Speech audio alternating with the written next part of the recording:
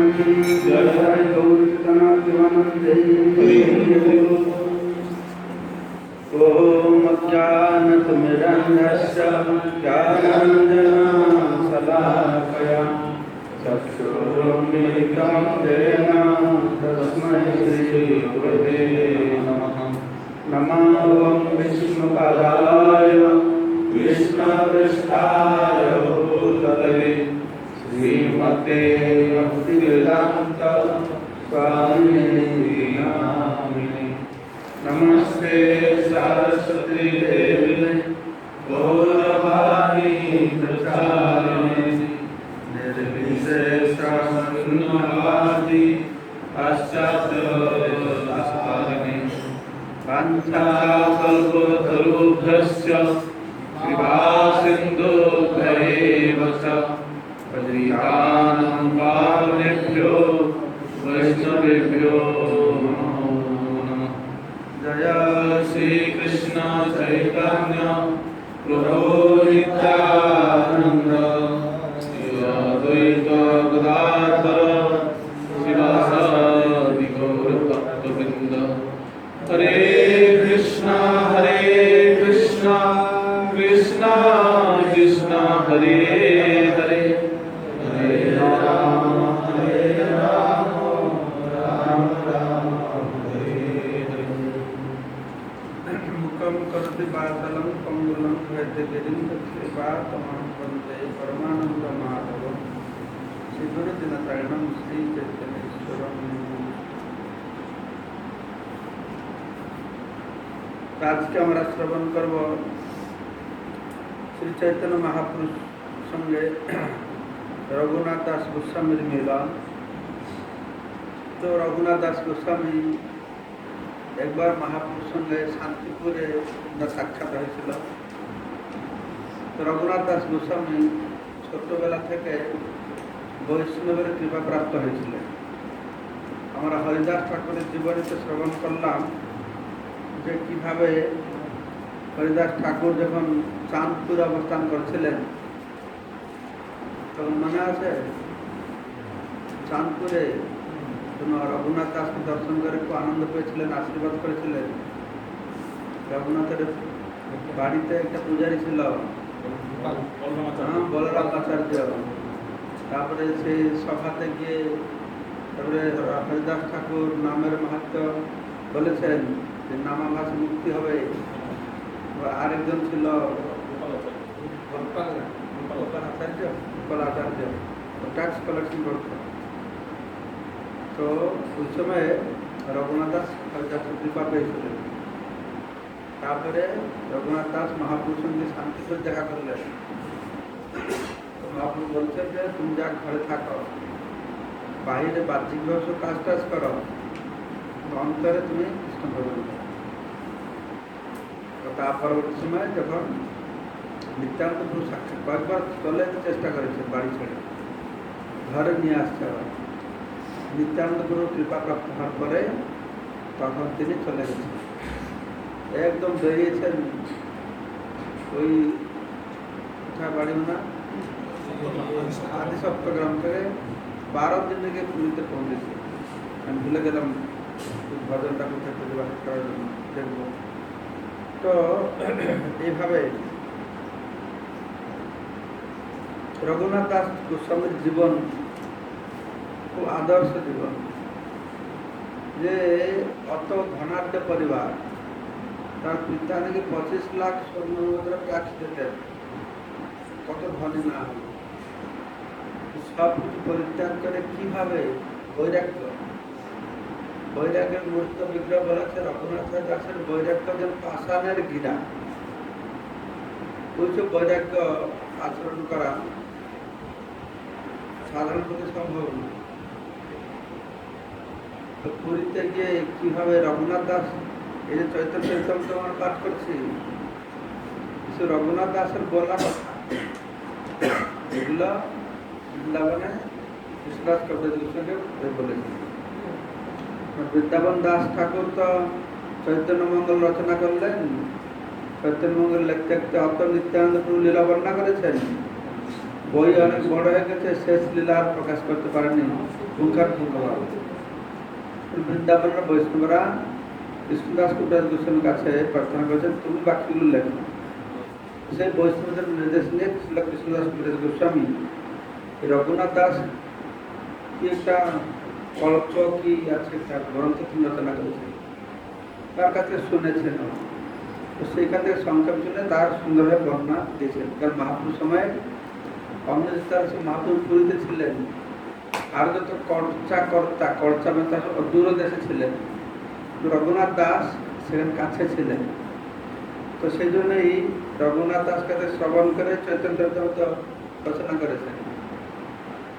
রঘুনাথ দাস যেখান থেকে ভজন করতেন পুরীতে সে স্থান এখনো আছে, আর সেবিত মদন মোহন বিগ্রহ আছে, তো দেখেছ ভক্তিকুটির পাশে আছে। যেটা 27 রোড আছে না, সপ্তরে ছিল তপস্যা করত, সেখানে এক একজন বসলো। ব্রহ্মানন্দ ভারতী একটা মঠা আছে, ছোট্ট হরিদাস একটা মঠা আছে, রঘুনাথ দাস গুজরাটের মঠা আছে, আর জগদানন্দ পণ্ডিত উনার রাধা দামোদর সব সেবিত বিগ্রহ এখনো রয়েছে ওখানে সেই স্থানে। তারপরে পুরীতে তো মহাপ্রভু পরীক্ষা করলো কিভাবে তার বৈরাগ্যের বিষয়, খাওয়া দাওয়া সব বন্ধ করে, যেগুলো মানে জগন্নাথের প্রসাদগুলো ফেলে দেওয়া হতো সেগুলো কুড়িয়ে ড্রেন থেকে কুড়িয়ে ধুয়ে সেগুলো খেতে। তাহলে বৃন্দাবনে গিয়েছেন, বৃন্দাবন সে বৈরাগ্যের একদম চরম সীমা বৈরাগ্য। তো সেই ছিল রঘুনাথ দাস গোস্বামী। একবার তো শান্তি পরিদর্শন হলো, তারপর পুরীতে গিয়ে কীভাবে মিলন হলো এই সমস্ত কথা আজকে আমরা শ্রবণ করি। কৃপা গুণৈর্জয় কুগৃহান্ধকূপা দুঃখিতভঙ্গা রঘুনাথ দাসম ন্যাস্য স্বরূপে বিদধয়ন্তরঙ্গম শ্রীকৃষ্ণ চৈতন্য অমুম প্রপদ্যে। যিনি কৃপারূপ রজ্জুর দ্বারা গৃহান্ধকূপ থেকে কৌশলে রঘুনাথ দাসকে উদ্ধার করে স্বরূপ দামোদরের কাছে অর্পণ করে তাকে অন্তরঙ্গ ভক্ত করেছিলেন, সেই শ্রীকৃষ্ণ চৈতন্য মহাপ্রভুর চরণে আমি প্রপন্ন হই। তো এখানে বলা হচ্ছে তো কৃপা গুণই কুগৃহ অন্ধকূপা, কুৎসিত সংসার জীবন অন্ধকূপ থেকে উদ্ধৃত উদ্ধার করেছিলেন। তো আমরা সবাই সংসার অন্ধকূপে পড়ে আছি। হিরণ্যকশিপু জিজ্ঞাসা করছেন প্রহ্লাদ মহারাজকে তুমি কোনটা শ্রেষ্ঠ মনে করো? তখন প্রহ্লাদ মহারাজ এই কথা বলেছেন, তৎসাদ মন্যে অসুর বর্জ্য দেহিনাং সদা সমুদ্বিগ্ন ধ্যান অসদ্গ্রহাৎ হিত্বা আত্মপাতম গৃহম অন্ধকূপম। এই গৃহ সংসারিক জীবন আছে এটা অন্ধকূপের মতো, কিন্তু আত্মপাত আত্মার পতনে আত্মানুসন্ধান করা যায় না। এই অন্ধকূপ হিত্বা তাকে পরিত্যাগ করে বনম গত যত হরি অর্চে, জঙ্গলে গিয়ে ভগবানের শ্রীহরি অর্চনা করা হচ্ছে সব থেকে শ্রেষ্ঠ। পিতাকে বলছে তৎসাধমন্যে অসুরবর্জ্য দেহিনা, এই অসুর শ্রেষ্ঠ, আমার এইটাই শ্রেষ্ঠ বলে মনে হয়। হ্যাঁ, অসুরবর্জ্য দেহিনা কোনটা? দেহিনা এই দেহধারী মানুষের পক্ষে, বিশেষ করে যারা সবসময় সদা সমুদ্বিগ্ন, সবসময় উদ্বিগ্নের মধ্যে রয়েছেন। কেন উদ্বিগ্নের মধ্যে রয়েছে না? ধ্যান অসৎগ্রহাৎ, এই অসৎ দেহের উপর সবসময় ধ্যান করছে। এই দেহের দরুন তারা সবসময় উদ্বিগ্নের মধ্যে রয়েছে। তাদের জন্য কি করা উচিত না? হিত্বা আত্মপাতম গৃহম অন্ধকূপম, এই অন্ধকূপ গৃহকে পরিত্যাগ করতে হবে। সংসার এই কুগৃহ কুৎসিত সংসার জীবন অন্ধকূপা উদ্ধৃত্য, তাকে অন্ধকূপ থেকে উদ্ধার করেছিলেন। তো সেই চৈতন্য মহাপ্রভু যিনি কৃপার উপর অদূর দ্বারা গৃহ অন্ধকূপ থেকে কৌশলে রঘুনাথ দাসকে উদ্ধার করে স্বরূপ দামোদর কাছে অর্পণ করেছিলেন। স্বরূপের রঘুনাথ, যখন রঘুনাথ দাস গোস্বামী পুরীতে গিয়েছেন মহাপ্রভু রঘুনাথ দাস গোস্বামীকে স্বরূপের হাতে অর্পণ করেছিলেন। তিনি স্বরূপের রঘুনাথ বলে খুব প্রসিদ্ধ ছিলেন। তো সেক্ষেত্রে বলা আছে স্বরূপ আমাদের কাছে অর্পণ করে তাকে অন্তরঙ্গ ভক্ত করেছিলেন, সেই শ্রীকৃষ্ণ চৈতন্য মহাপ্রভুর চরণে আমি অর্পন্ন হই। জয় জয় শ্রী চৈতন্য জয় নিত্যানন্দ জয় দ্বৈত চন্দ্র জয় গৌর ভক্ত বৃন্দ। শ্রী চৈতন্য মহাপ্রভু জয়, শ্রী নিত্যানন্দ প্রভু জয়, শ্রী অদ্বৈত আচার্য প্রভু জয় এবং শ্রী চৈতন্য মহাপ্রভু সমস্ত ভক্তবৃন্দের জয়। এই মতো গৌরচন্দ্র ভক্তগণ সঙ্গে নীলাচলে নানা লীলা করে নানা রঙ্গে। এইভাবে গৌরচন্দ্র তার ভক্তদের নিয়ে নানাভাবে জগন্নাথ পুরীতে বিবিধ লীলাবিলাস করেছিলেন। যদ্যপি অন্তরে কৃষ্ণ বিয়োগ বাধয়ে বাহিরে না প্রকাশ হয়ে ভক্ত দুঃখ ভয়ে। শ্রী চৈতন্য মহাপ্রভু যদিও কৃষ্ণ বিরহে অন্তরে অত্যন্ত ব্যথিত হয়েছিলেন, কিন্তু ভক্তদের দুঃখ হবে বলে তিনি বাহিরে তা প্রকাশ করতেন না। উৎকট বিরহ দুঃখ যবে বাহিরায় তবে যে বৈকল্য প্রভুর বর্ণনা যায়। যখন উৎকট বিরহ বেদনা বাইরে প্রকাশিত হতো তখন শ্রী চৈতন্য মহাপ্রভুর যে বৈকল্য তা ভাষায় বর্ণনা করা যায় না। রামানন্দের কৃষ্ণ কথা স্বরূপের গান বিরহ বেদনায় প্রভুর রাখয়ে পরাণ। কৃষ্ণ বিরহে শ্রী চৈতন্য মহাপ্রভু যখন বিরহ বেদনায় এইভাবে অধীর হতেন তখন রামানন্দ রায়ের কৃষ্ণ কথা এবং স্বরূপ দামোদরের গান তাকে বাঁচিয়ে রাখত। দিনে প্রভু নানা সঙ্গে হয় অন্যমন রাত্রিকালে বাড়ে প্রভুর বিরহ বেদন।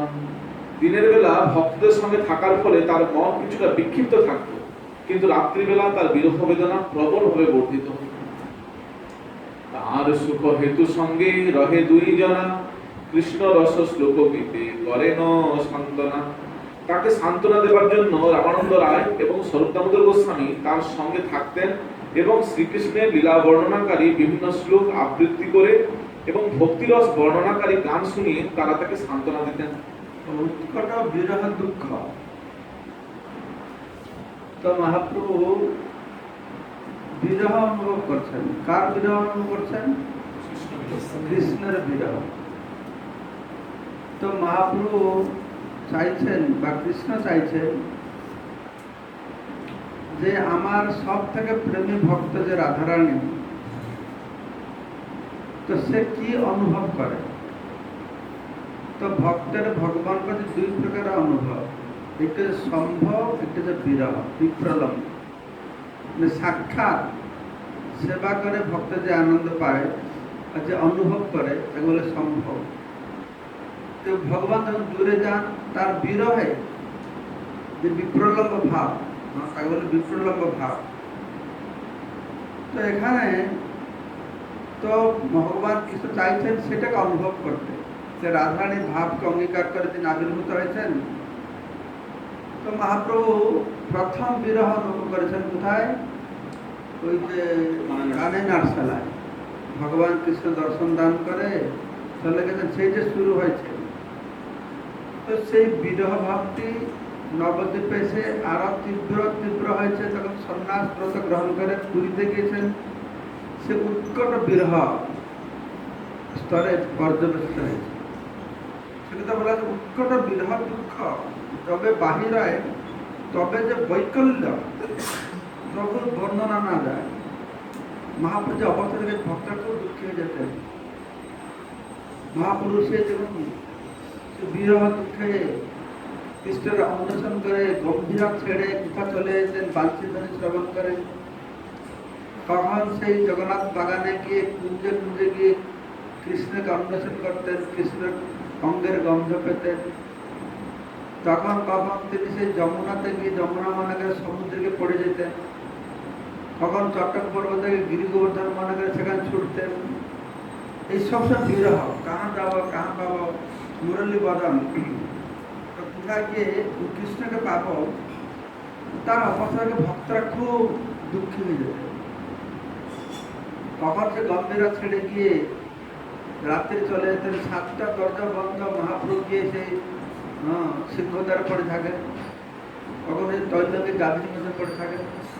মহাপ্রভু শরীর অনেক লম্বা হয়ে যায়, গৌরবর্ণ শ্বেতবর্ণ শঙ্খের মতন হয়ে যায়, লোমগুলো খাড়া হয়ে যায়, মনে কদম ফুলের মতন মনে হয়, সব অস্থিগুলো যেন সব অস্থিগুলো সব কি আছে, সন্ধিগুলো সব ফেলে ফেলে যায়, দাঁতগুলো সব নড়ে যায়। তো এরকম অবস্থায় ভক্তরা খুব দুঃখ পায়। এই অবস্থা দেখে কখন কখন মানে আগে শেষের দিকে তো মহাপ্রভু শেষ জীবনে তো এরকম বিরহ অনুভব করতেন। তো মহাপ্রভু যখন ছোট্ট ঘরে থাকতেন, রাত্রে কোথায় বেরোবে রাস্তা পেতেন না, সে দেওয়ালে মুখ ঘষতেন, সে মুখটুকু ছিঁড়ে যেত। এইসব দেখে ভক্তের খুব দুঃখ। তবে যে বৈকল্য প্রভুর বর্ণনা না থাকে, মহাপ্রভু যে বৈকল্য ভাব, সে হয়তো বিকল ভাব বর্ণনা করা যাবে না। তখন এই স্বরূপ দামোদর রায় রামানন্দ থাকতেন সঙ্গে, সারাদিন তখন ভক্তরা আসতেন, কথাবার্তা মনটা দিকে দিকে ঠিক থাকতো। আর সব চলে গেলে ওই ভাব আসতো। তো এই দুজন বসে কি করতেন না, শ্লোক আর গান শোনাতেন, স্বরূপ দামোদর আর রায় রামানন্দ। ঠিক যেরকম ভগবান কৃষ্ণকে সুবল বুঝাতেন। সুবল যখন কৃষ্ণকে বিরহ অনুভব করতেন রাধারানীর, তো সুবল বুঝাতেন। সুবল জয়ছে পূর্বে কৃষ্ণ সুখের সহায়, গৌর সুখদান হেতু তৈছে রাম রায়। তো রায় রামানন্দ পূর্বে যেরকম সুবল রাধারানীর বিরহে ব্যাকুল কৃষ্ণকে সান্ত্বনা দিতেন, তেমনি রামানন্দ রায় চৈতন্য মহাপ্রভুকে সান্ত্বনা দিতেন। সুবল সান্ত্বনা দিত কৃষ্ণকে। একবার কৃষ্ণ পাঠালো না সুবলকে, রাধারানী কেন আসছে না, যা তাকে তাড়াতাড়ি নিয়ে আসো, আমি তার বিরহ আমার সহ্য করতে পারছে না। রাধারানী কেন আসতে পারছিল না, জটিলা লাঠি নিয়ে দরজার কাছে বসে আছে। তো সুবল গিয়ে কি করছে, রাধারানীকে তার কাপড় পরিয়ে দিয়েছে, আর সে রাধারানীর কাপড় নিয়ে ঘরে বসে আছে। আর সুবল কেন আসছে, তুমি একা একা, মানে রাধারানী সুবল বসে পড়েছে। তো কৃষ্ণ বলছে যে সুবল কি হলো, রাধারানীকে আনলো না, তুমি তো কোনোদিন তো ফেল হয় না, আজকে ফেল হলো কি করে? সুবল বলছে, মানে রাধারানী বলছে সুবলের সুর করে, দেখবার তো নেই যে কৃষ্ণ কি মনে করছে, যে এরকম সমস্যা ও আসতে পারছে না। কৃষ্ণের অবস্থা আরো একদম খারাপ হয়ে গেছে। তখন রাধারানী কি করছে, তার যে নিজেকে সুবলের মতো সাজিয়েছিল, চুলগুলো সব করে করে পাগড়িটা খুলে দিয়েছে। তখন কৃষ্ণ দেখতে পেরেছেন। জগৎ পূজা পড়েছিলাম, রাধারানীর বিরহে কখন করে কৃষ্ণ সুবলকে আলিঙ্গন করতেন। সুবল দেখতে রাধারানীর মতন, তার ভাই না। সুবল মানে কার ইয়ে, রাধারানীটা হচ্ছে বিশ্বভানু ছেলে, আর সুবল বিশ্বভানু ছেলে না, হয়তো চন্দ্রভানু বাঁকার ছেলে হবে ভাই। তো সুবল দেখতে রাধারানীর মতন ছিল। তো সেই জন্য এখানে বর্ণনা করা হচ্ছে, সুবল যেরকম কৃষ্ণকে সান্ত্বনা দিতেন, যেমন রামানন্দ রায় চৈতন্য মহাপ্রভুকে সান্ত্বনা দিতেন। আজ রাধারানীকে সান্ত্বনা দিত, পূর্বে রয়েছে রাধার ললিতা সহায় প্রধান, তেইছে স্বরূপ গোসাই রাখে মহাপ্রভুর প্রাণ। পূর্বে শ্রীমতী রাধারানী যখন কৃষ্ণ বিরহ ব্যাকুল হতেন বিরহে, তখন যেমন তার প্রধান সখী ললিতা তার সহায়তা করতেন, ঠিক সেইভাবে স্বরূপ দামোদর গোস্বামী শ্রীমতী রাধারানীর ভাবে ভাবিত চৈতন্য মহাপ্রভুকে তিনি সান্ত্বনা দিতেন। এই দুই জনার সৌভাগ্য কখনো না যায়, প্রভুর অন্তরঙ্গ বলি যারে লোকে গায়। শ্রীল রামানন্দ রায় এবং স্বরূপ দামোদর গোস্বামীর সৌভাগ্য ভাষায় বর্ণনা করা যায় না। শ্রী চৈতন্য মহাপ্রভুর অতি অন্তরঙ্গ পার্শ্বদ বলে তারা বিখ্যাত। এই মত বিহরে গৌর লইয়া ভক্তগণ, রঘুনাথ মিলনে বেশ শুনো ভক্তগণ। এইভাবে শ্রী চৈতন্য মহাপ্রভু তার ভক্তদের নিয়ে লীলাবিলাস করেছিলেন। হে ভক্তগণ, এখন আপনারা মহাপ্রভুর সঙ্গে রঘুনাথ দাসের মিলনের কাহিনী শ্রবণ করুন। পূর্বে শান্তিপুরে রঘুনাথ যবে আইলা, মহাপ্রভু কৃপা করি তারে শিখাইলা। পূর্বে রঘুনাথ দাস গোস্বামী যখন গৃহস্থ আশ্রমে ছিলেন, তিনি শান্তিপুরে শ্রী চৈতন্য মহাপ্রভুর সঙ্গে মিলিত হন। তখন মহাপ্রভু কৃপা করে তাকে শিক্ষা দিয়েছিলেন। প্রভুর শিক্ষাতে দেহ নিজ ঘরে যায়, মর্কট বৈরাগ্য ছাড়ি হইলা বিষয়ী প্রায়। শ্রী চৈতন্য মহাপ্রভুর শিক্ষা অনুসারে রঘুনাথ দাস গোস্বামী লোক দেখানো বৈরাগী না হয়ে গৃহে ফিরে গিয়ে বাহ্য দৃষ্টিতে বিষয়ীর মতো আচরণ করতে লাগলেন। ভিতরে বৈরাগ্য, বাহিরে করে সর্বকর্ম, দেখিয়া তো মাতা পিতার আনন্দিত মন। অন্তরে রঘুনাথ দাস গোস্বামী ছিলেন সম্পূর্ণরূপে বিষয়ের প্রতি বিরক্ত, এমনকি গৃহস্থ অবস্থাতেও, কিন্তু বাহিরে সেই বৈরাগ্যভাব প্রদর্শন না করে তিনি বিষয়ের মতো সমস্ত কর্ম করে দিতে লাগলেন। তা দেখে তার পিতামাতা অত্যন্ত আনন্দিত হলেন। এখানে বলা আছে মহাপ্রভু যখন গিয়েছেন রঘুনাথ দাস গোস্বামী, মহাপ্রভু বলছেন মর্কট বৈরাগ্য ছেড়ে তুমি গৃহ থেকে হরিভজন করো। তখন ভিতরে বৈরাগ্য, বাহিরে করে সর্বকর্ম। তো ভিতরে বৈরাগ্য ভাব সম্পূর্ণ কৃষ্ণের প্রতি মন আছে, কিন্তু বাহিরে মাতা পিতাকে সন্তুষ্ট করতে কাজ করছে। তো মাতা পিতা খুব ভালো, ভালো সংসারী হয়ে গেল, ভালো আনন্দ পাচ্ছে। তো মাতা পিতারা যদি ছেলে যে সাধু হয়ে যাবে, মাতা পিতার আনন্দ নাই, বদমাসি হবে, জুয়াচুরা, আমার ছেলেটা খুব ভালো। হ্যাঁ, এই হচ্ছে জগৎটা। কি সাধু হয়ে গেলে সৎকর্ম করবে, ভালো হবে, তাতে বাবা মার খুব চিন্তা। তারা কোর্টে যায়, পুলিশ কেস করে, সে আমাদের ইউজ করে, প্রচার করে, অনেক ইয়ং ছেলে সাধু হচ্ছে। বাবা মার দুঃখ, তাহলে টেলিভিশন লোকদের ডেকে নিয়ে এসে কত কি করছে, বক্তব্য করা শুরু করছে। আর এদিকে ইউথরা, হাজার হাজার ইউথ, তাদের কি কি হচ্ছে যে সব সুইসাইড করছে, তাতে বাবা মার দুঃখ নেই। হ্যাঁ, সাধু হয়ে গেলে দুঃখ, সে মরুক ভালো, সে বদমাস হয়ে যাক ভালো, তুই সাধু হবে না রে বাবা, সাধু হয়ে আমাকে ছাড়বে না। ছেলেরা বড় হয়ে বিয়ে করে এমনি বাবা মাকে ছেড়ে পালাচ্ছে, তাকে দুঃখ হচ্ছে না। মানসিক বিভ্রান্তে আত্মহত্যা করে, তাকে দুঃখ হচ্ছে না। ছেলেগুলো জুয়াচারি, বদমাস, তাদের দুঃখ হচ্ছে না, তো সাধু হয়ে দুঃখ হচ্ছে। তো তাদেরকে সন্তুষ্ট করবার জন্য যে বাহ্যিকভাবে খুব বাড়ির কাজটা সুস্থভাবে করে দিচ্ছে, বাবা মা খুশি হবে, ভিতরে বৈরাগ্য ভাব। কোনো একটা আচার্য বলেছেন যে ঠিক যেরকম একটা বেশ্যা নয়, একটা নারী তার উপপত্তি আছে, উপপত্তি তার স্বামী ছাড়া অন্য একটা পরপুরুষের সঙ্গে সম্পর্ক আছে। তো কি করবে না, পরপুরুষের সঙ্গে সম্পর্ক আছে। তো বাড়িতে স্বামীকে সন্তুষ্ট করতে খুব সুন্দরভাবে কাজ গুছিয়ে করে দেবে, ভালোভাবে কাজ করবে। তো মনটা তখন কোথায়, কাজ শেষে পরপুরুষের কাছে যাবো।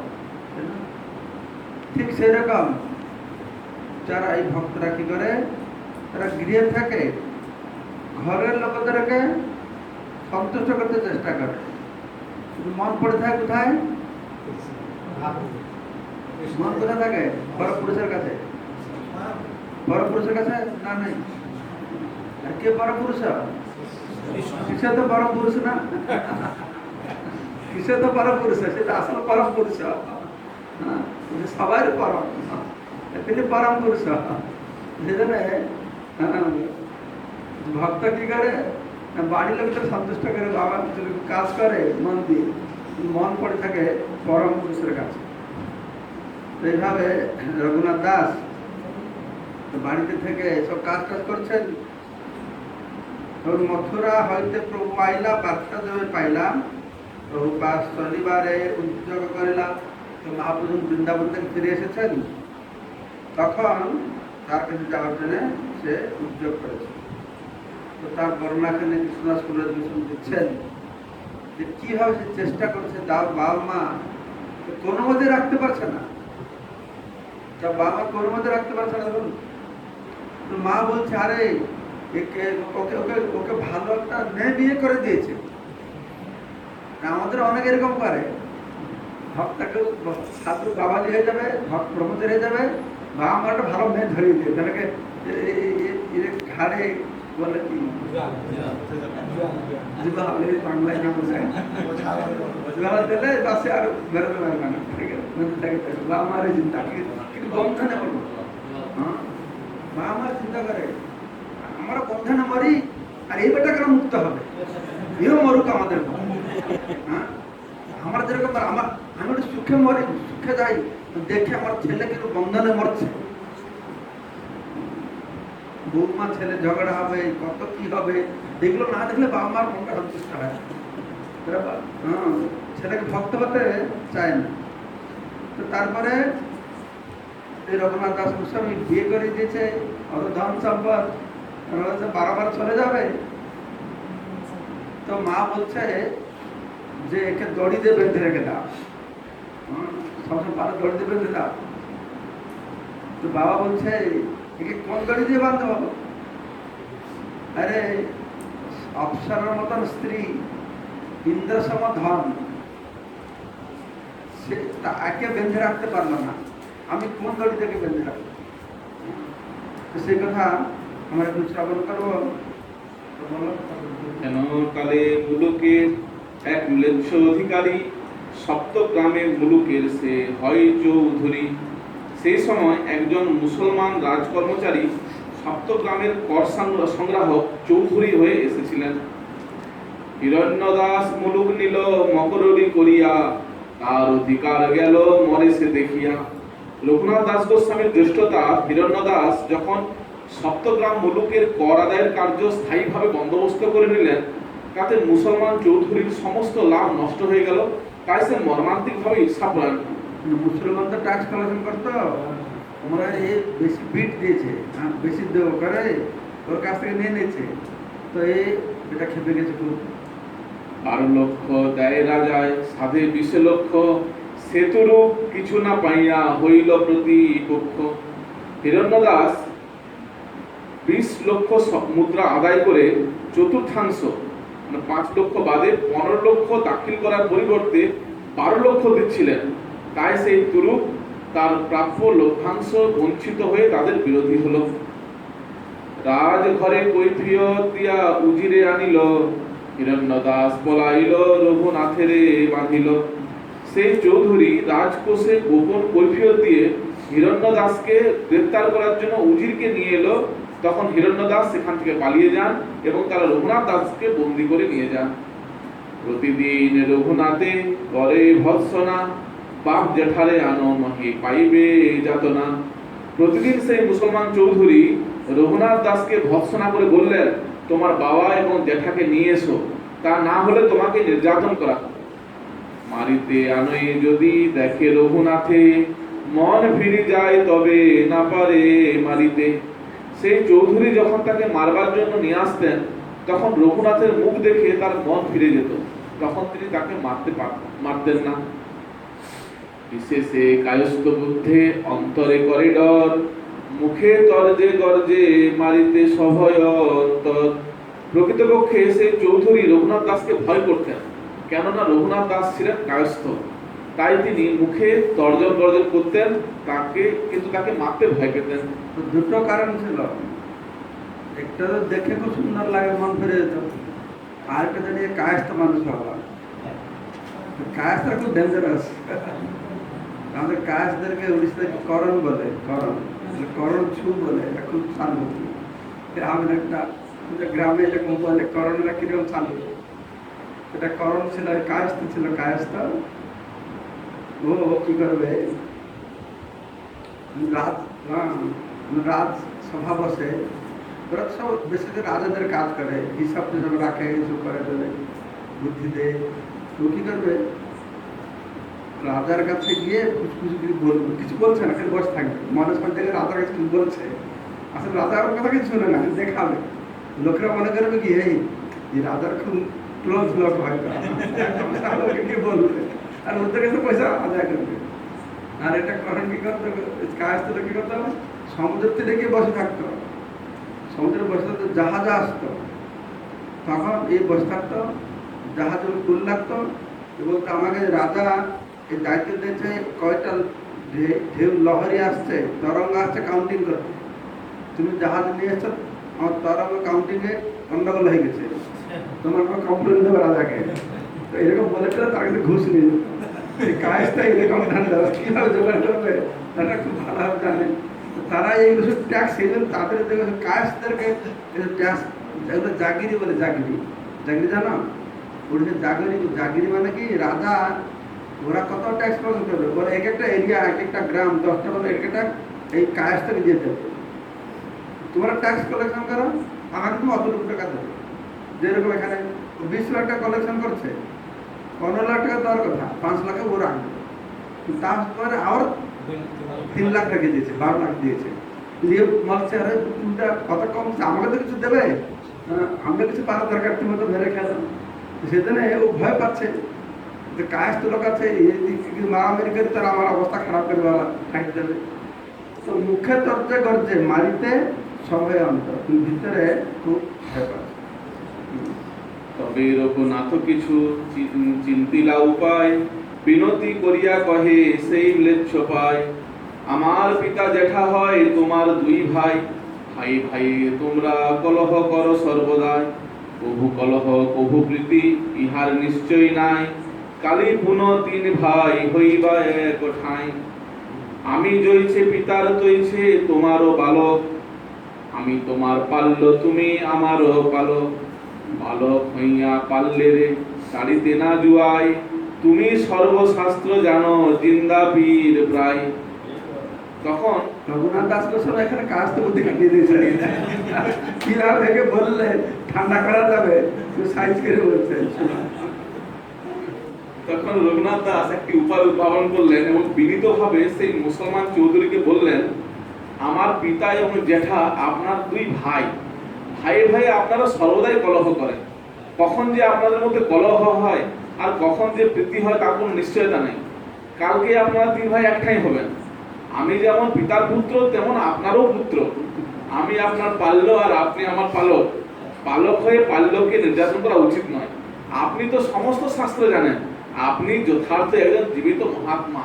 তাকে জিন্দা পীর বানিয়ে দিয়েছে, আর এরকম উঠিয়ে বলেছে, আর সে পুরো গলে গেছে। গলে গিয়ে এটা শুনি এই ম্লেচ্ছের মন আর্দ্র হয়ে গেল। রঘুনাথ দাস গোস্বামীর আবেদন শুনে সে মুসলমান মন তো গলে গেল, আর সে কি করলো, তো কান্না শুরু করে দিল, দাড়ি বয়ে অশ্রু পরে কান্দিতে লাগলো। তো দাড়ি বয়ে পড়ে আছে, তার কান্না পড়ে যাচ্ছে, অত মন ভোট করে দিয়েছে কথা বলতে। ম্লেচ্ছ বলে আজি হইতে তুমি, ম্লেচ্ছ বলে আজি হইতে তুমি মোর পুত্র, আজি ছাড়া এমু তোমা করি এক সূত্র। সেই মুসলমান চৌধুরী তখন রঘুনাথ দাসকে বললেন, আজ থেকে তুমি আমার পুত্র, আজ কোনো এক উপায়ে আমি তোমাকে মুক্ত করব। উজিরে কহিয়া রঘুনাথে ছাড়াইল, প্রীতি করি রঘুনাথে কহিতে লাগিল, তোমার জেঠা নির্বুদ্ধি 8 লক্ষ খায়, আমি ভাগি আমারে কিছু দিবারে দিওয়াই। উজিরকে বলে চৌধুরী রঘুনাথ দাসকে চৌধুরী রঘুনাথ দাসকে ছাড়লেন এবং গভীর প্রীতি সহকারে তাকে বলতে লাগলেন, তোমার জেঠা নিতান্তই নির্বোধ, সে 8 লক্ষ মুদ্রা নিজে গ্রহণ করে, কিন্তু আমি এর ভাগিদার, তার এক অংশ আমাকে তার দেওয়া উচিত। যাহ তুমি তোমার জেঠারে মিলাহ আমারে, যে মতে ভালো হয় করুন ভার দিনু তারে। এখন তুমি ঘরে ফিরে যাও এবং তোমার জেঠার সঙ্গে আমার সাক্ষাৎ আয়োজন করো, তিনি যা ভালো বোঝেন তা করুন, সেই ভার আমি তোমাকে দিলাম। রঘুনাথ আসি তবে জেঠারে মিলাইল, ম্লেচ্ছ সহিত বস কইল, সব শান্ত হইল। রঘুনাথ দাস তখন তার জেঠাকে চৌধুরীর সঙ্গে সাক্ষাৎ করালেন। তখন দুজনের মধ্যে আপোষ মীমাংসা হলো এবং সব শান্ত হলো। এইভাবে রঘুনাথ দাস ছিলেন, 1 বছর অতিবাহিত হয়েছে।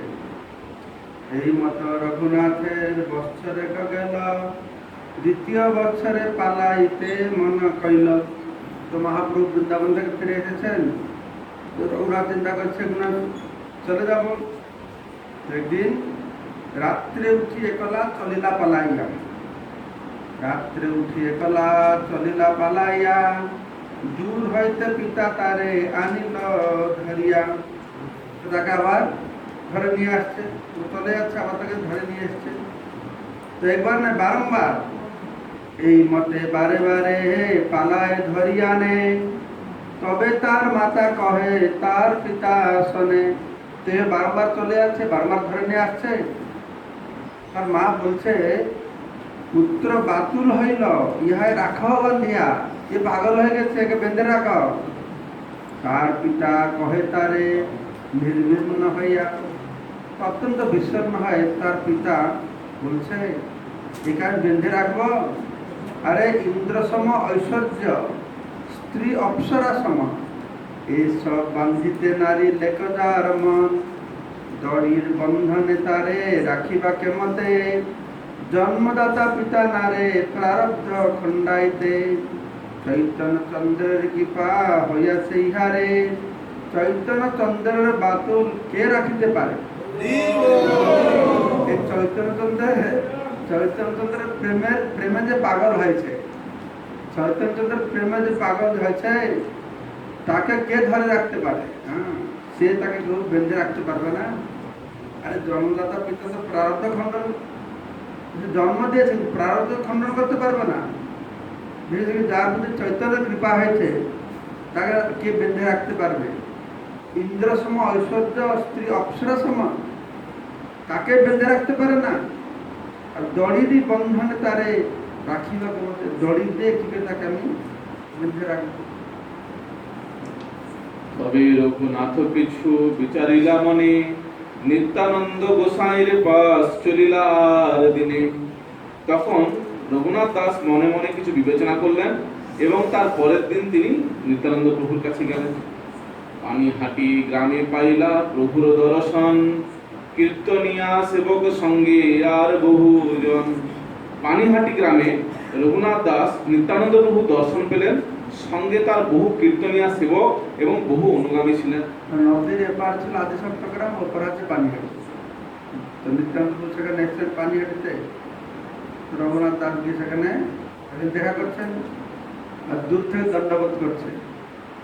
দণ্ডবোধ লইয়া সেই পড়িলা কত দূরে, দণ্ডবোধ করছে তো মহাপ্রভুকে সেবক বলে দিচ্ছে রঘুনাথ দণ্ডবোধ করে। সেবক কহে রঘুনাথ দণ্ডবোধ করে। নিত্যানন্দ প্রভু শুনেছেন রঘুনাথ এসেছে, তো মহাপ্রভু বলছেন চোরা দিল্লি দর্শন, আয় আয় আজি তোর করিব দণ্ডন। শুনি প্রভু কহে চোরা দিল্লি দর্শন, আয় আয় আজি তোর করিব দণ্ডন, আয় আয় আজ আমি তোমাকে দণ্ড দেব। তো নিত্যানন্দ কাছে ডাকছেন, কাছে আসো কাছে আসো। প্রভু বলায় তেমন নিকটে না করে গমন। তো রঘুনাথ দাস তো নিকটে যাচ্ছে না, পাশে যাচ্ছে, আর কাছে আসো, আসছে না। তো নিত্যানন্দ কি করেছেন, আকর্ষিয়া তার মাঠে প্রভু ধরিলা চরণ, তাকে টেনে তার মাথার উপরে চরণ দিয়েছে। নিত্যানন্দ প্রভু কি পার্থক্য! নিত্যানন্দ খুশি হয় তার মাথায় চরণ দিল। আমাদের বাংলাদেশে গেলে মানে পা দুটোকে মায়াপুরে রেখে যেতে হবে, পা দুটো ওখানে নিয়ে যাবে আর পা দুটো ফেরত আসবে না। সবাই টানবে, সবাই টানবে। এক সময় একটা আসে, একটা লোক এসে মাথা যেতে আমার পাটাকে কামড়াচ্ছে, চরণ ধুলা নেবে। তাহলে গুরু মাধ্যম যায় তো অবস্থা খারাপ। গুরু মহারাজের লাঠিটা নিয়ে সবাইকে তাড়া দিতে হয়। সে ঘর থেকে গাড়িতে যাবে, সে ছুটে ছুটে এদিকে যেতে হবে, এরকম অবস্থা হবে। তো মা চরণ ধুলা নেবে বলে চরণটা ধুলাটা তো নেয় না, চরণটাকে নিয়ে পালাবে। আমি বাংলাদেশে যাই তো চরণ ঢাকা ঢাকা দিয়ে বসে থাকি, ভক্তরা দুই চারটে ভক্ত দাঁড়িয়ে থাকে, গামছাটার মধ্যে চরণের জন্য হাত লাগাবো না। আমি কি যখন লাঠি মাথায় লাগে, আর সেই লাঠি নেওয়ার জন্য অত ভিড় ভাড়টা না, সব আসবে তো লাঠিতে লাগিয়ে দেবে, তো যাও যাবে না, দাঁড়িয়ে থাকবে কি চরণ ধুলোটা। আমি তো কখনো রেগে যাই, তো রেগে জোরে একটা বাড়ি দিই, চলে যাবে এখান থেকে, চলে যাবে কি, হ্যাঁ মহারাজ খুব ভালো,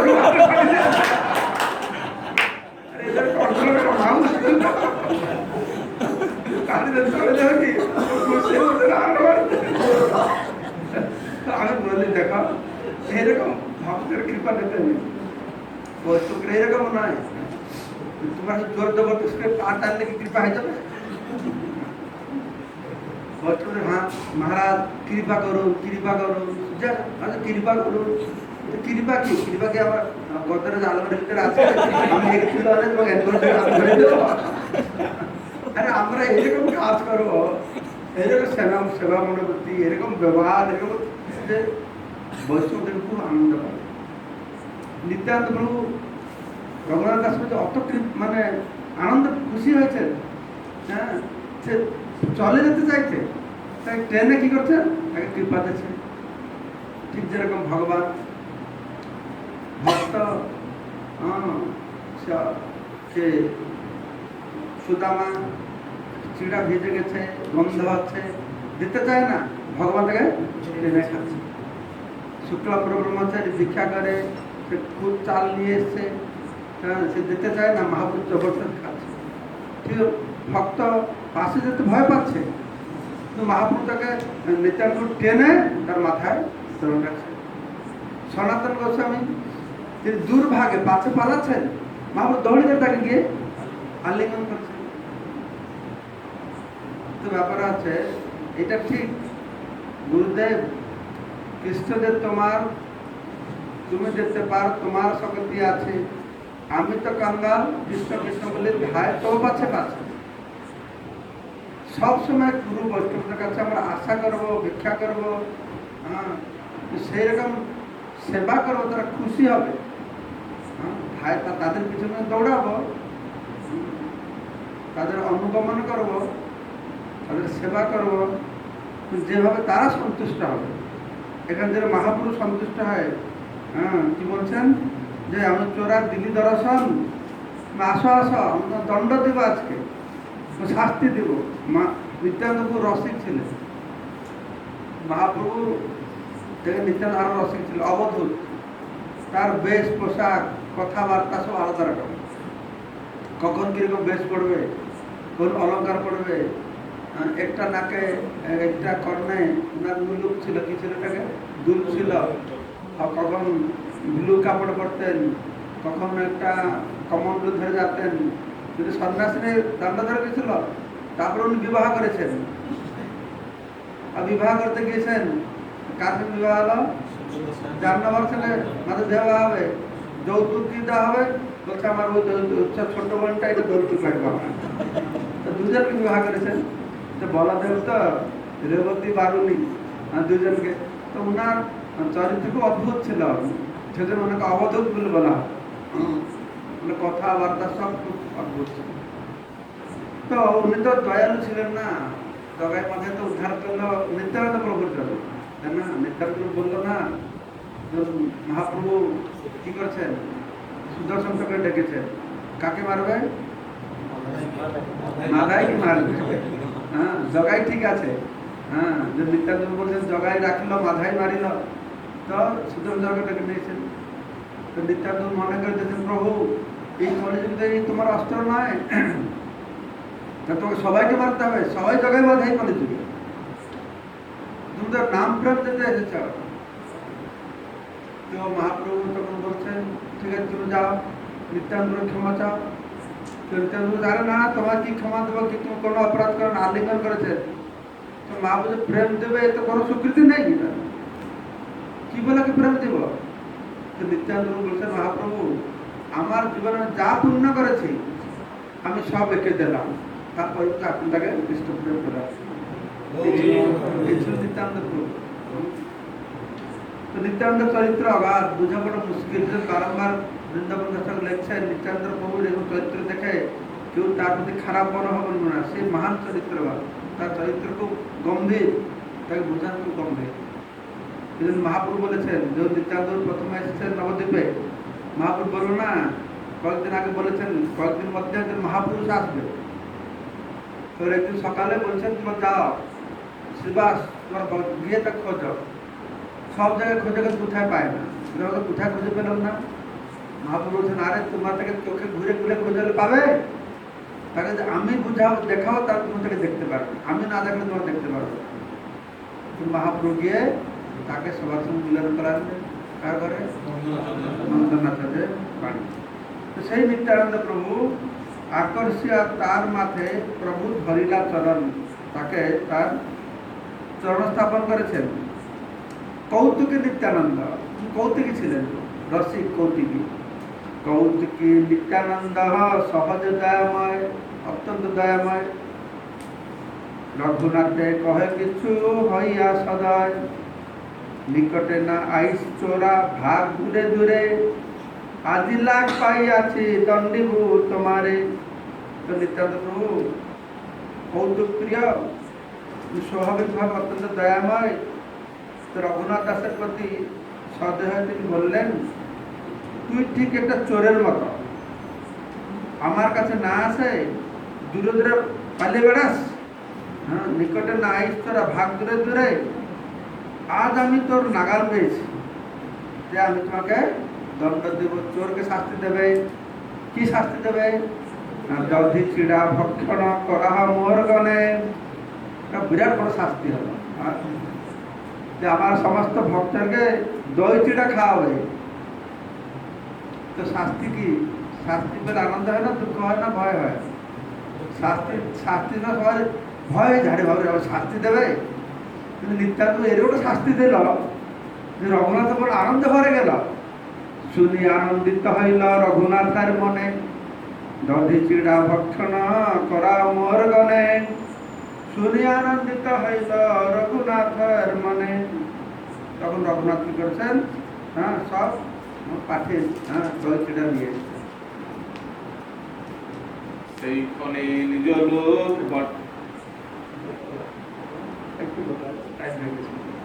সেইক্ষণে নিজ লোক পাঠাইলা গ্রামে, ভোগ্য দ্রব্য লোক সব গ্রাম হইতে আনে। রঘুনাথ দাস তৎক্ষণাৎ তার লোকেদের গ্রামে পাঠালেন ভোগ্য দ্রব্য সব কিনে আনার জন্য। চিড়া দধি দুগ্ধ সন্দেশ আর চিনি কলা, সব দ্রব্য আনাইয়া চৌদিকে ধরিলা। চিড়া দধি দুধ সন্দেশ চিনি কলা আদি সমস্ত দ্রব্য আনিয়ে রঘুনাথ দাস গোস্বামী চারদিকে সেগুলি রাখলেন। মহোৎসব নাম শুনি ব্রাহ্মণ সজ্জন, আসিতে লাগিল লোক অসংখ্য গণন। মহোৎসব হচ্ছে শুনে অসংখ্য ব্রাহ্মণ এবং সজ্জন সেখানে আসতে লাগলেন। মহোৎসব নাম শুনলে তো বাংলার লোকের অভাব নেই, হাজার হাজার কোথা থেকে এসে যায়। বাংলা একটা বিশেষ, অন্য স্টেটে এরকম দেখবেন। হ্যাঁ, ওড়িশাও সেরকম। উড়িষ্যা, বেঙ্গলে প্রসাদের নাম শুনলে কোথা থেকে এসে যায়। আমার মনে হয় শান্তিপুরের উৎসব শুরু হলো প্রথম দু মাস ঠাকুর, তো প্রচুর খিচুড়ি আমরা রান্না করেছি। কি লোকদের তখন এই উৎসব তো হতো না, কেউ জানতো না, এখন জেনে গেছে আসছে। তো এত লোকগুলো খাবে কে? লোক কোথায় আসবে, জানবে কি করে লোকরা? আরে যখন আপনাদের সেখানে পৌঁছেছি গিয়ে সে মাঠ ভেঙে হাজার হাজার লোক থেকে আসছে। তাহলে তো মনে হয় দেবতারা আসছে, মনে হয় কি জানবে এখানে। হ্যাঁ, বাংলায় এই প্রসাদের নাম শুনলেই লোক পাগল হয়, লোক পাগল হয়। কিন্তু গুরু মহারাজ বলছিলেন আমাদের এই যে আমাদের মহাপ্রসাদ দেয় কলকাতা মন্দির থেকে শিয়ালদায় আর জিপিওর সামনে ভালো ভালো অফিস লোকগুলো আসবে, সে দাঁড়িয়ে থাকবে সে লাইনে একটু প্রসাদের জন্য। ট্রেন যাবে, প্রসাদ নিতে হবে, প্রসাদের ট্রেন ফেলে যাবে, প্রসাদটা পাবে, পেতে হবে। কেন বাংলায় এটা প্রসাদের প্রতি আলাদা শ্রদ্ধা, অন্য স্টেটে এরকম না। দেখবার আমি বলছিলাম না, এই পানিহাটিতে গুরু মহারাজ আগে সংস্কার পত্র দিতেন। সংস্কার পত্র জানো, বুক টেবিল থেকে গুরু মহারাজ দেখলো যে আমরা প্রচার করছি আর অন্য দল সব ভক্ত করে দিয়েছে। এবার গুরু মহারাজকে আমি বললাম, আমি আসামে গিয়েছিলাম, তো একটা বলছে প্রভু প্রভু তোর নাম দীক্ষা সন্ন্যাস হয় না। তো আমি আপনার বইটি পড়লাম, তো বই পড়ে আমি দীক্ষা নিয়ে নিয়েছি। কোথা থেকে? না, অনুকূল বাবার কাছ থেকে দীক্ষা নিয়ে নিয়েছি। ভক্তি লাইনে আসছে, কেউ বুঝে না, কিছু করে না, তো ভেড়ে গেলে কোন দলে।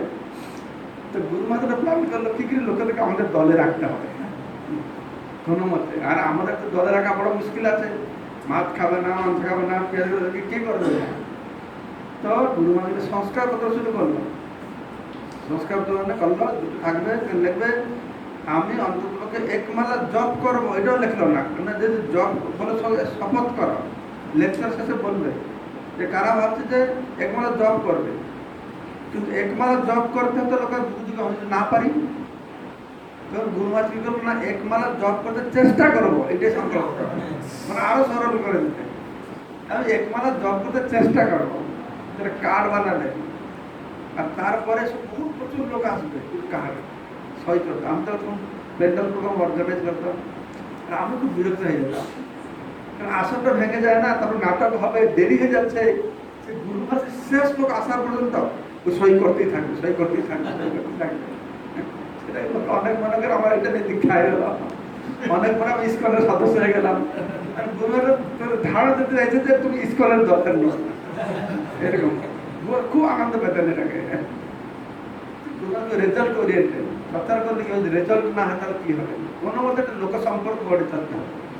এই পানিহাটতে একেবারে এরকম হচ্ছে, গুরু মাসে লেকচার দিয়েছেন, এই সংস্কার শুরু করে দিয়েছেন সেখানে, আমি পাশে বসে আছি, আমি আগে লেকচার দিয়েছি, গুরু মাস দিয়েছেন সংস্কার করতে বলতে, প্রচুর লম্বা লাইন করে দিয়েছেন, লম্বা লাইন। গুরুমাস খুব খুশি, তো আমাকে বলছেন দেখো কত লোক আসছে, হ্যাঁ সংস্কার করে নেওয়ার জন্য। আমি মূর্খ কি বললাম, আমি বলছি ফ্রি তো এই জন্য সবাই আসছে নেওয়ার জন্য, ফ্রি পাচ্ছে তো এই জন্য আসছে নেওয়ার জন্য। গুরুমাস খুব গম্ভীর হয়ে গেল, কিছু উত্তর দিল, একদম মুখটা ঘুরে দিল। তখন গুরু মহারাজ 5 মিনিটের মধ্যে আর লাইনটা নেই, কেউ লোক নেই, কেউ লোক নেই। গুরু মাস পেনকে রেখে দিল, দেখেছ তুমি অপরাধ করলো নিত্যান্ত চরণ, নিত্যান্ত চরণ অপরাধ করেছ। তুমি বলছো যারা ফ্রি পাচ্ছে বলে এসছে, ফ্রি দেওয়া হচ্ছে বলে আসে না, এরা নিত্যান্ত কৃপার দরুন এখানে এসেছে। আর তুমি মন্তব্য করলো ফ্রি পাচ্ছে বলে আসছে, তাই নিত্যান্ত বহু তুমি যাও, বম্বে যাও, দিল্লি যাও, ফ্রি দিলে কত লোক আসবে রাস্তায় প্রসাদ পেতে, কত লোক আসবে। কিন্তু বেঙ্গলে নিত্যান্ত কৃপা প্রাপ্ত হয়েছে, নিত্যান্ত লোক পাঠাচ্ছে কৃপা করে, তুমি এটা এরকম মন্তব্য করলো, বলছে ঠিক কথা, বাইরে কথা শ্রদ্ধা নেই। প্রথমবার তুমি লন্ডন গিয়েছিলাম 78-তে, আমাকে বলছে আমি তো বলতে চাইছিলাম আপনি আমার ফুড ফর লাইফ প্রসাদ বিতরণ করতে যাও। তখন তো আমি তো দেখেছি মায়াপুর প্রসাদ বিতরণ নাকি বড় বড় কড়াইতে রান্না হবে, বড় বড় ড্রাম দিয়ে অর্ডার হাতে দিয়েছে প্রসাদ হাতে বসে খাবে। তো আমাকে একটা ভ্যানে নিয়ে যাচ্ছে, তো প্রসাদ দিয়ে চললো, কি প্রসাদ কোথায়, প্রসাদ আছে তো কোথায় প্রসাদ, তো কি করছে এটা ট্রের মধ্যে কিছু বেসন দিয়ে সেউর মতন করেছে, বড় বড় মোটা মোটা সেউ, সেউকে সেউ বলে, বেসন দিয়ে জুড়ি বাজা ট্রে করে নিয়েছে। এটা কি হবে, এটা প্রসাদ, এটা কি প্রসাদ হবে, বড় বড় হাড়িতে যাবে, ডিস্ট্রিবিউশন হবে। তুমি তো মহারাজ এটাই শেষ হবে না প্রভু, এটাই শেষ করে আছে আমাকে। তবে গিয়ে Oxford Street, London main street দাঁড়িয়ে আছে, এই প্রসাদ দেবে। তো কত সময় লাগলো সেইটুকু প্রসাদ লোকের দিয়ে শেষ করতে, কেয়ার করে না, মূল্য বুঝে না। তারপর আস্তে আস্তে আমাদের রাস্তার ভিকার টিকার থাকে, তাদের দিয়ে আমরা গিয়ে প্রসাদ ডিস্ট্রিবিউশন শুরু করলাম, ত্বরান্বিত হলো। পয়েন্টটা হচ্ছে বাংলায় মানুষের প্রসাদের প্রতি একটা আলাদা শ্রদ্ধা আছে, তাই এই প্রসাদ নাম শুনেই মহোৎসব, মানে উৎসব, তার উপরে আছে মহোৎসব।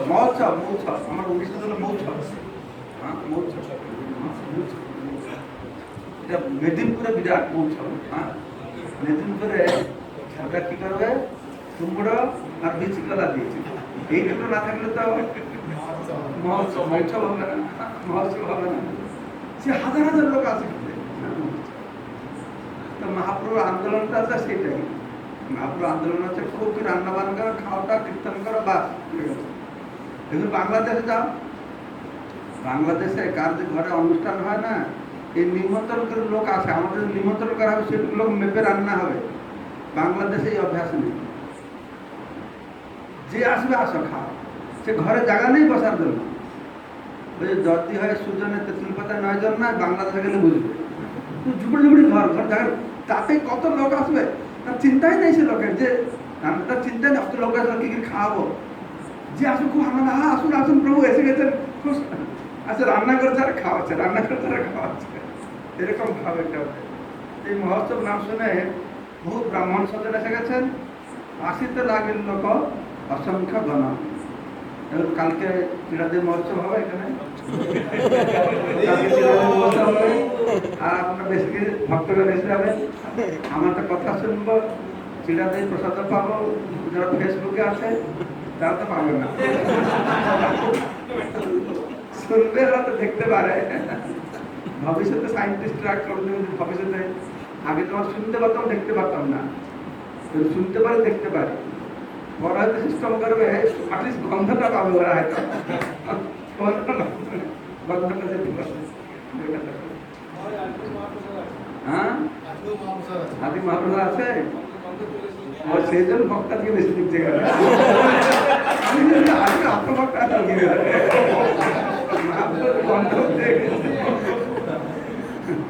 এইখানে রহিলা গ্রন্থ